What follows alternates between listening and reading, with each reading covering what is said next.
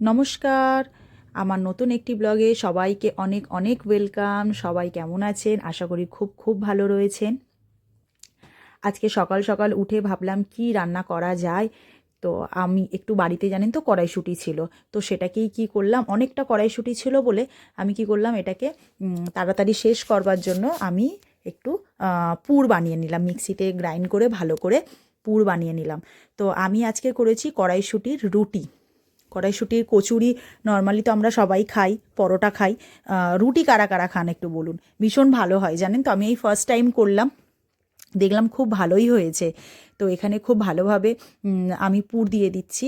আটা প্রথমেই মেখে রেখে দিয়েছিলাম রাতের বেলাতেই, আর পুরটাও খুব ভালোভাবে আমি তৈরি করে রেখে দিয়েছিলাম। সকালবেলা তো এত করার কিছু সময় থাকে না, তো সেই জন্য সকালবেলা পারি যতটা কাজ করে রাখতে রাত্রির বেলা, যাতে সকালবেলা খুব তাড়াতাড়ি রান্নাটা হয়ে যায়। সবজি থাকলেও কি করি, রাত্রির বেলা কেটে রেখে দিই, সকালবেলা উঠেই যাতে রান্নাটা বসিয়ে দিতে পারি। তো আমি এখানে সব কটা লেচিতে আমি পুর দিয়ে দিলাম। পুর দিয়ে আমি এখানে সুন্দর করে গোল গোল করে বেলে নেবো, রুটির মতন, যেরকম রুটি হয়।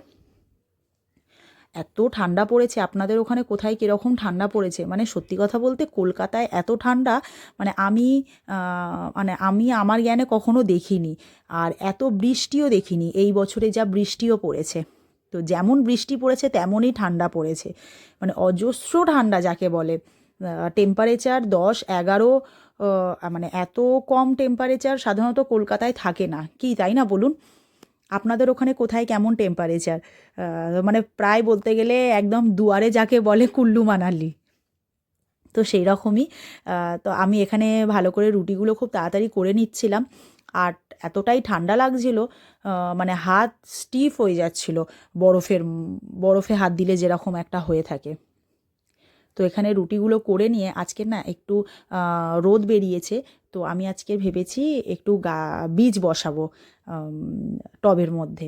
কালকেই বসাতাম জানেন তো, কালকের একদম মেঘলা হয়েছিল বলে একদম কিছু করতে পারিনি, সত্যি কথা বলতে একদম ঠান্ডার মধ্যে বাড়ি হতে পারিনি।